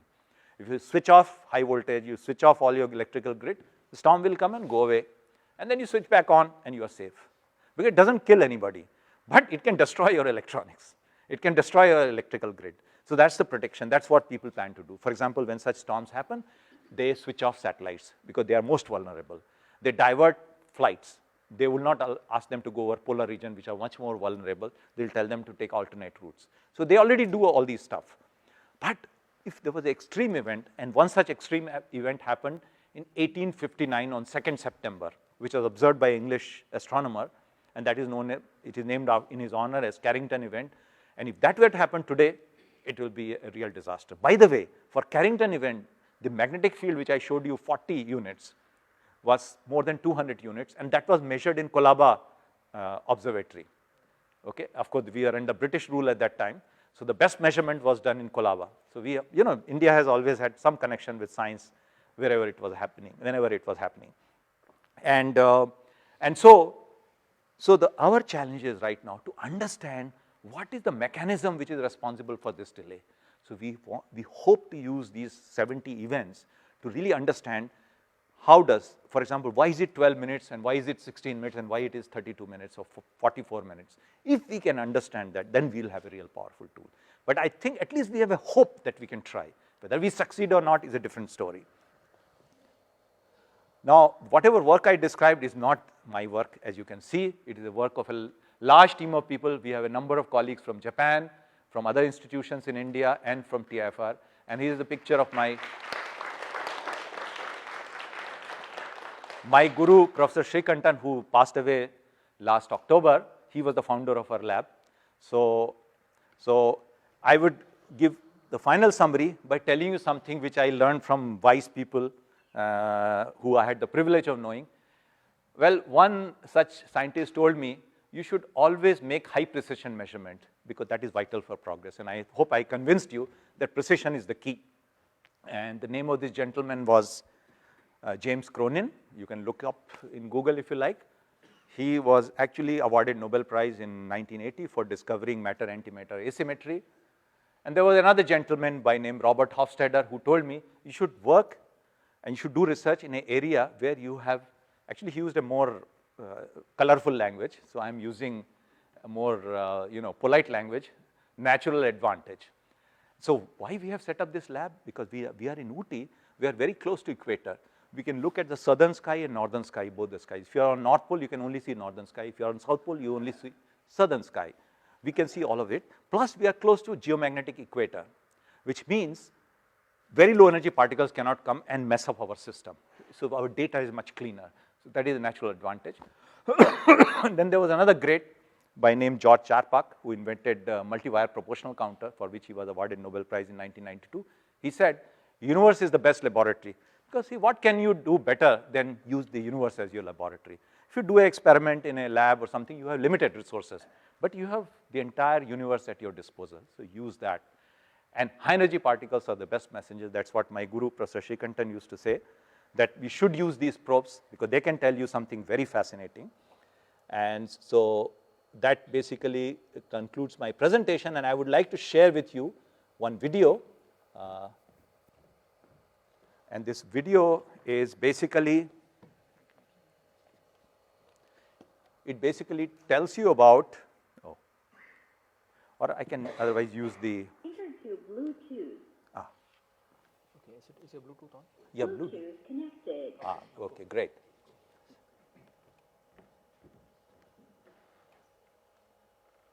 So this is a video made by 2 Americans after our discovery.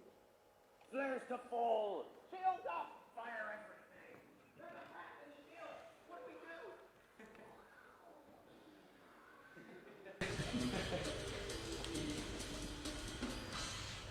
Hey there, sunny dispositions. Trace and Julian here for D-News. The sun and the earth are in a constant battle thanks to the sun's tendency to be an unfathomably large mass of incandescent gas. Yes, absolutely. It's a gigantic nuclear furnace where hydrogen is built into helium At temperatures of millions of degrees. But as a result, the sun is constantly releasing highly energized particles blasted away from these nuclear reactions. Mostly these particles are protons and electrons with some alpha particles, the nuclei of helium, and heavier charged particles thrown in, like the nuclei of magnesium, sulfur, iron, neon, carbon, and titanium, among others. Sometimes the sun gets excited and it releases a mass of superheated charged plasma called a coronal mass ejection, or CME. We've talked about them before. They're crazy. And that's when the Earth's magnetosphere is really challenged. These CMEs can be strong enough to damage satellites, force airplanes to change course to avoid them, disrupt electronics on the ground, and force astronauts to stay in the shelter of the International Space Station. The main thing stopping these pungently radioactive, highly charged particles from hitting you and me on top of the head is the Earth's trusty magnetic field. Generated by the movement of iron through our mantle, the magnetosphere works like a shield, protecting us from harmful CMEs and other charged particles. But our shield system has a crack in it. Oh no! That's right. New research from the Grapes 3 Muon telescope reads like a battle report from Star Trek. Traces log. Stardate June 22nd, 2015. A plasma ejection from the sun struck our planet at 2.5 million kilometers per hour. The energetic collision caused... I can't do shadow. The energetic collision caused a compression of the magnetosphere between 2 and 5.5 times the width of Earth itself, causing magnetic storms and radio blackouts all over the planet. We suspect the Romulans are involved. No, we don't. Yes, we do. Trace out. Okay, let me explain. A muon telescope is a cosmic ray detector. It's designed to keep an eye on cosmic rays breaching the magnetosphere. It's looking for cracks, and it found one. The magnetosphere is powerful, but it's not perfect. According to the data published in Physical Review Letters, the Grapes 3 spotted a 20 giga-electron-volt collision with the magnetosphere and then some leakage. A crack in the field. Reverse the polarization! I'm so sorry. Anyway, for perspective, the Large Hadron Collider, the world's most powerful particle accelerator, can hit a top energy of about 26 GeV when accelerating only a few protons at a time. The solar assault lasted for 2 hours at 20 GeV, and coronal mass ejections are filled with plasma stretching half the distance from the Earth to the Sun. Luckily for us down here under the shield, it deflected the burst of solar plasma. But CMEs aren't the only thing attacking Earth at any given moment. There are also those pesky cosmic rays. So, to keep up these Star Trek references, the Sun is like the Romulan fleet. But cosmic rays are more like a few shuttlecraft or escape pods. They're from other galaxies, black holes, and the like, and while they're few, they are also constantly trying to leak down to us. And this is where that crack comes in. When the CME assaulted the magnetosphere at such high energy, our field deflected it, which is great. But while it did that, some of those low-energy cosmic rays leaked through. At that point, the energy was likely absorbed by molecules in our upper atmosphere before it hit you or me. In fact, the muon detector doesn't directly detect cosmic rays or coronal mass ejections at all. Instead, it detects muons, subatomic particles that are created when cosmic rays hit the molecules of air in our atmosphere. So Grapes 3 detected this burst of activity, the crack, that normalized after the CME ended. Shield integrity is nominal. Thank you. Even though we're okay down here, astronauts on orbit, they're maybe less so. People in space are bombarded with cosmic rays. It's a real problem. Unlike some larger energetic particles of a CME, cosmic rays can penetrate the walls of the International Space Station and, of course, the astronauts inside. There's even a name for it when one flies through an astronaut's eyeball. It's called cosmic ray visual phenomena. Good band name. It is good. And the ray basically causes the rods and cones to activate, creating a sparkle or spot. Astronaut Don Pettit describes it like dancing fairies. Good band name. Not as much. Of course, long-term exposure to cosmic rays, like on a trip to Mars, could cause permanent damage to brain cells. Not good. Luckily for us, the mantle keeps turning under our feet, generating our magnetosphere shield and keeping us safe from both CMEs and cosmic rays, and from brain damage. Mostly. Flares to full! Shield up! Fire everything! There's a crack in the shield! What do we do? All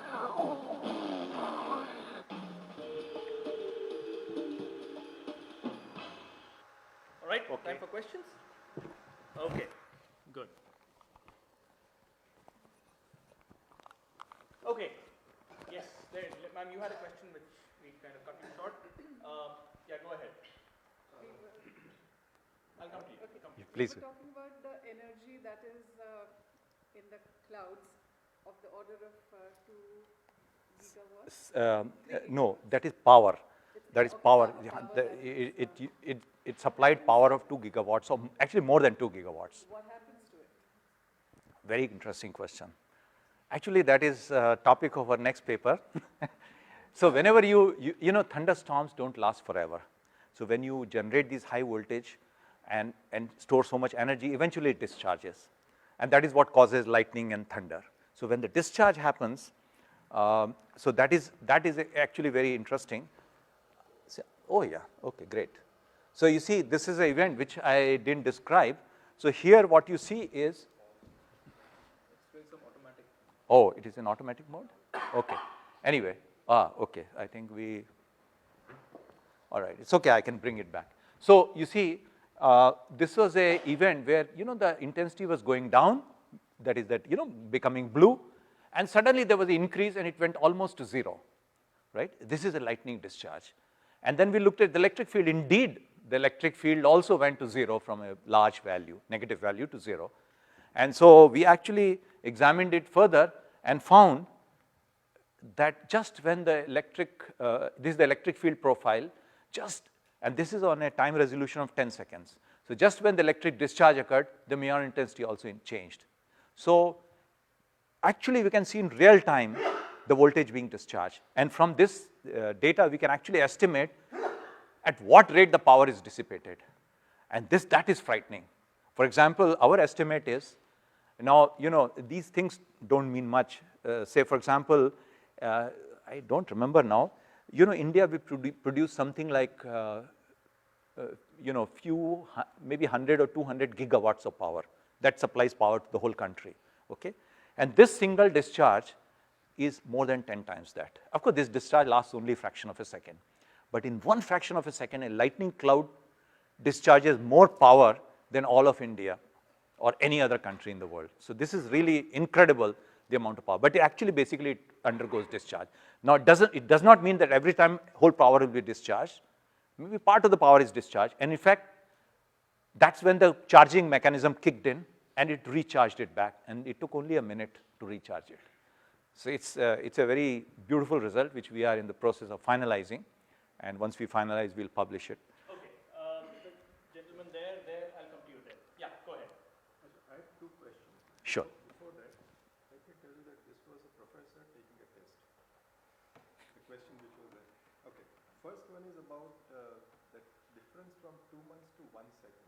So what was the native ingenuity which was applied? Very simple. And second was, is there any, have you been able to find out any correlation between that delay? That, I mean, in the sense that you can actually kind of estimate how much would be the delay in each of the events. Well, we can estimate. Okay. So the first question is, what improvement we did which allowed us to get a factor of million improvement in terms of computing time to analyze these events? Okay, that is first question. So let me answer the first question, then I'll restate the second question, if I still remember. Otherwise, I'll ask you again. So you see, basically what happens is that we are dealing with a magnetic system. Earth has a magnetic field. The solar storm which is coming has a magnetic field. So what we have to do is, we have to add up these 2 magnetic fields in real time, okay? and then we get some value of magnetic field. When we get that value of magnetic field, in that magnetic field, which is there only for let's say a minute or so, we will calculate how many particles are coming from different directions, and that is done by a complex mathematical algorithm, which takes a lot of time, okay?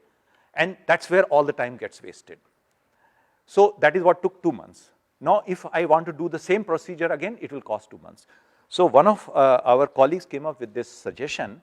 Okay, I had some other idea, but he came up with a very nice suggestion, and he said that instead of using the magnetic field of solar storm and adding it to the Earth's magnetic field, because Earth also is rotating, so what magnetic field it sees goes on changing slightly. So instead of doing that, what we'll do is we'll transform everything into the frame of reference of Earth. So in Earth's frame of reference, nothing is rotating, right? Earth is rotating, but in geocentric frame of reference, magnetic field is constant. And we'll use the magnetic field of storm and transform using rotation matrix into geocentric frame of reference. Now, so now what we have to do is we have the X, Y, and Z components of magnetic field of geomagnetic field, and we'll add solar storm magnetic field component X, Y, and Z. And transformation is very fast. When we do that, then we get some value of X, Y, and Z. And very soon we found out if we double the X component or Y component or Z component, the effect doubles. It scales linearly because the magnetic field of storm is very much smaller than the Earth's magnetic field. So it's almost performs linearly. For example, whatever effect is produced by 40 nanotesla, if I make it 80, it doubles, okay? So what we did was we did this calculation for different value of X, Y, and Z components, and now we transform, we get whatever value we get, we just multiply by that scale factor. And interpolation is a trivial calculation, and so basically we are not doing the problem the right way. You have to do once a simulation. After that, you just do interpolation, and it can be done in a very short time. You mentioned from L1 to the, there is a delay of about 20 to 40 minutes. Right. In actually happening. Right. Could it have happened earlier also? No. Instead of We have seen all the events, not a single event has come on time. The train is always getting late. Never ahead, no, never. So it is always delayed.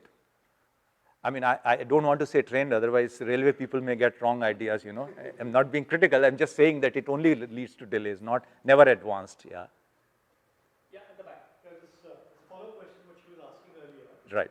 About this electric supply from the universe, that lightning that happened, the tornado that happened. So, is it possible that just like we do cloud seeding, Right. then is there some way in which these giant clouds, and that you said 50 minutes of supply to Mumbai, for example, is it possible to tap into that system and therefore have an artificial, natural mechanism of electric supply for ourselves to power up? It's a really wonderful question. The answer is not so easy. Okay, so the question is the power, the energy stored in thunderstorm, can it be used for, you know, in a profitable way to meet our energy requirements? Either as it is, or can it be re-simulated, generated in Right. So whether it can be used or it can be in some way, you know, exploited, okay? The answer is not obvious. You see, what happens is, first of all, we don't know where these clouds will be. We have no control over them. So they could be, they're traveling at 60 or 100 kilometers per hour. So if you plan, you set up a mechanism to do this kind of business, then they would move away. But you are right. In fact, some people have done experiments in USA where they fire a rocket, and then this, you know, which carries a copper wire, and they set a bolt of, you know, electric pulse basically, and that electric pulse causes a trigger, and it leads to artificial discharge.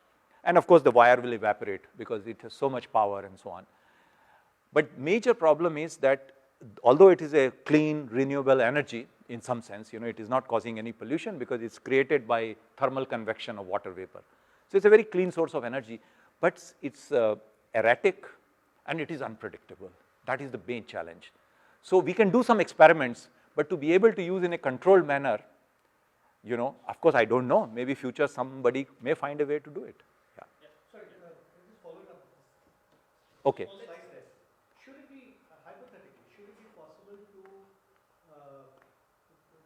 capture it, how would we be able to, I mean, I'm saying that suppose the unpredictability is not a factor. Yes, How yes. to perform. Satellite mechanism is something to, your predictability is tackled. Okay. And there was some way to, so how would you transmit that? And how would you do that? Okay. So the question is, if this fickle nature of clouds was not a factor, then can we store it some manner? In principle, yes. If you could say that this is likely to pass through this region and we had mobile discharge mechanism, you could discharge, and in principle you can use it because it's an electric current essentially. It's a very large electric current, and which you can, which has energy and which you can store in some manner. Of course, the question is whether we will have such storage devices is a different issue. But in principle, yes, you are right, it is possible. But practically, it's a different story. Technology is very different from science in that sense. Okay, Yeah, yes. please. Sir, in your discussion, you mentioned that L1 point. Yeah, Is that the Lagrange point? exactly. It is Lagrange point 1. 5 Lagrange points. Exactly, it's the first Lagrange point, absolutely. So the question is, L1, is it Lagrange point? And indeed, it is the Lagrange point 1. I just didn't want to use that name. L1 is an easier one to remember, that's why I used it. Okay, yeah. So regarding the delay which is happening in getting the signals, is there any correlation? I mean, I could see that the delay was in multiples of 4. I mean, Oh. Okay, so the question is there a correlation in the delay with some other property, and why is it in units of 4? The reason is our basic time resolution is 4 minutes. That's when we get, you know, it's like a least count just to have enough muon statistics. So that is, if we had a 100 times bigger detector, you know, we can have it maybe few seconds. Now, this is something, in fact, Miran is studying, and what he has found is that it actually depends on the direction of the magnetic field and its magnitude. But it's early days, we really don't know. We would like to really work, because it's a complex problem, and you know, it's not obvious that we'll have a simplified solution, but that's obviously the attempt, yeah. Okay, at the back, you had a question? No? Okay, then it is there. Yeah. Yeah, please. Sir, using the muon telescope that you built, you described two applications, you know, the capacitance measure of the cloud and the solar storm. So to us, you know, to me, that they sound like not very much related. They're very kind of different applications of muon telescope. Are there other similar applications or other similar users of the telescope? Absolutely. So the question is, the two examples of research from muon telescope that I gave of thunderstorm and solar storm seem somewhat unrelated. You're right about that, except that we are essentially looking for acceleration of particles in nature, and the nearest accelerator to us, natural accelerator, is thunderstorms, and the next big accelerator is the solar storms. And then, of course, the galaxy itself acts as the accelerator, which is the size of galaxy, and that accelerates to particles to much higher energy, and that's where most cosmic rays come from within our galaxy. And I did not have time, you know, but it's primarily it was designed to study galactic cosmic rays. It was not designed to study solar storms or thunderstorms. These are byproducts. You see, what happened was, when we started running this experiment, we found that whenever thunderstorm occurred, our muon intensity changed, and we could not explain. So when we investigated, we found it is because of acceleration of muons in the atmosphere. And similarly, we didn't intend to study solar storms, but it was an accidental finding by one of my colleagues one fine afternoon, and then it was so interesting and exciting that we pursued it. So you see, research is not always doing what you plan to do. Sometimes you find something unexpected, then you pursue that lead, and then actually what you get is far more rewarding than what you started out with. I can give you countless examples from science that people set out to do one thing and found something quite different. And in fact, they never met the original goal. They ended up finding something new. What all was observed about cosmic rays using the muon telescope? All that has, so the question is, what all has been observed using the cosmic ray muons? Well, that is a almost impossible question to answer, and it will take me a very long time to answer. But you can think of muons as a probe which can penetrate deep into anything, okay? So you can find out what is, for example, behind this hall. Supposing if there was a wall of steel or there was a concrete wall of same thickness, you can tell by measuring muon intensity what is the density of the material behind it, even though you can't see it. But if you could measure, that is there. You can also measure, so I think maybe I'll show one slide which will answer some of your questions.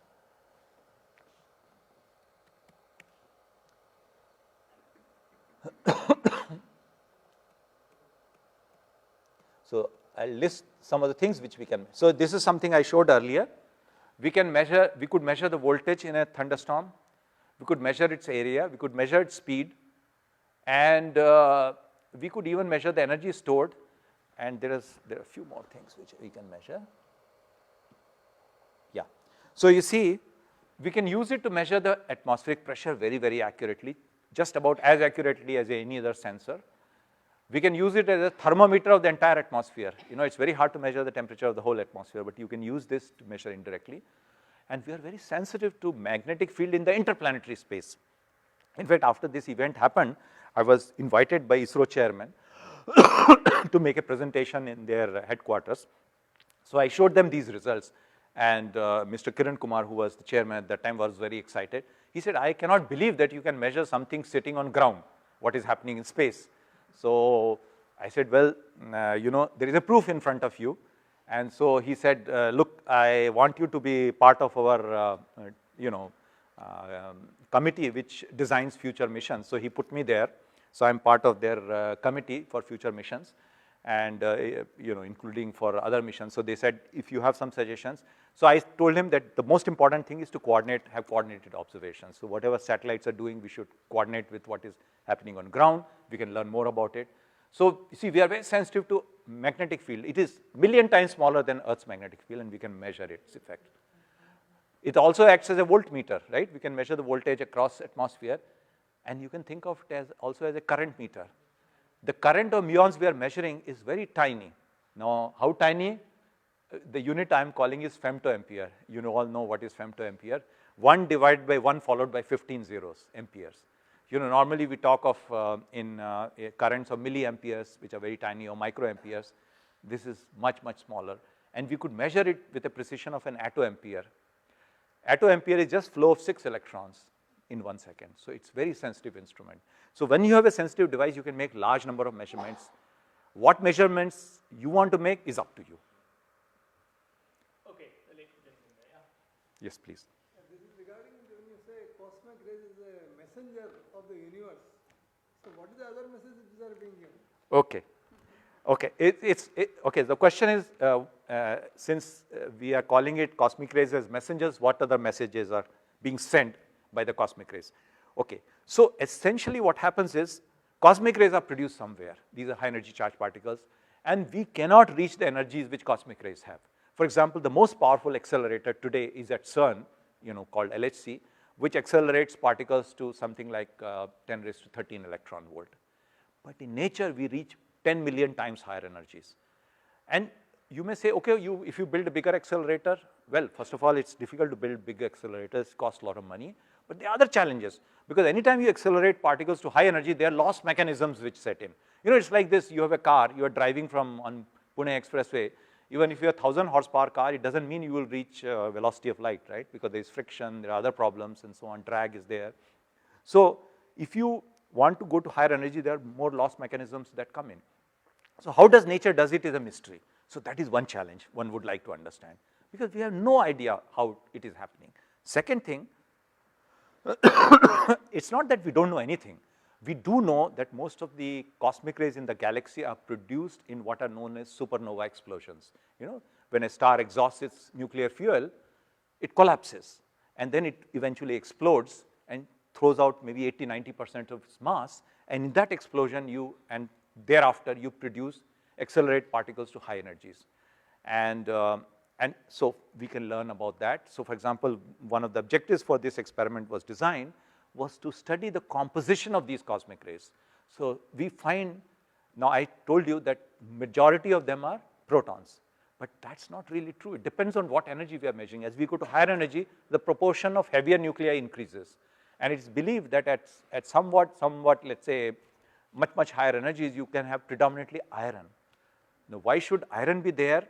So the only way you can explain presence of iron is if it is produced in supernova explosion, because supernova explosion happens when you burn out all other elements.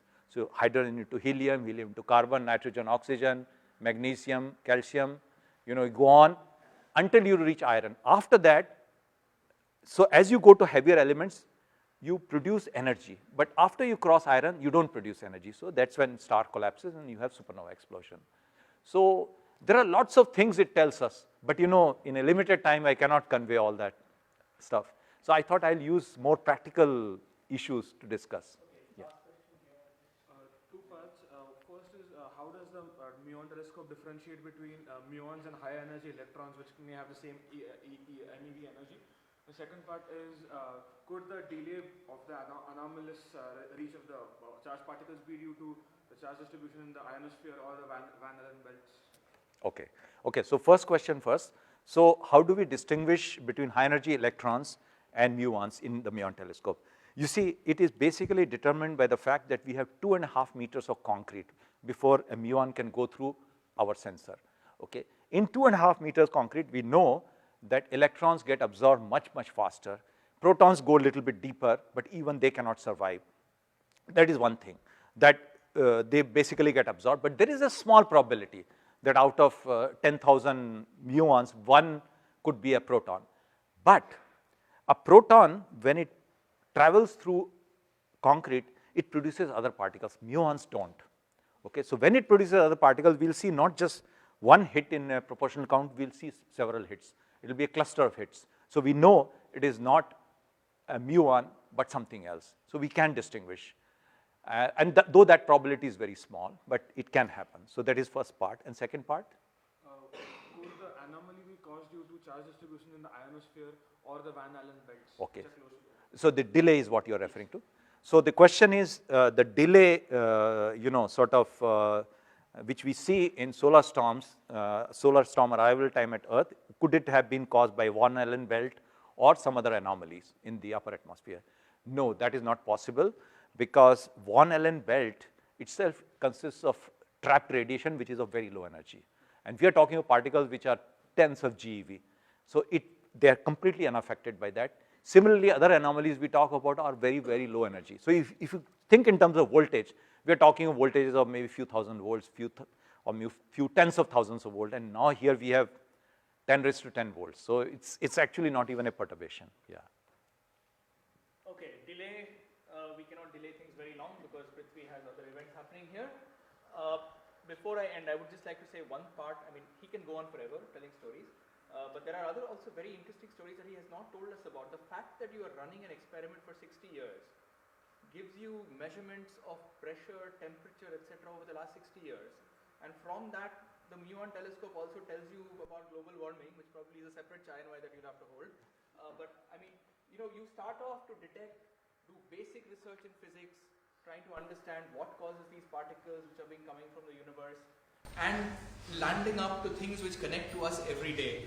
And these are the unexpected benefits that you cannot write down on day one when you something. And I think this is an example of why fundamental research is important and why experiments which are difficult need to be done. And thanks to people like Sunil for doing it and for also telling us about it. Thank you very much.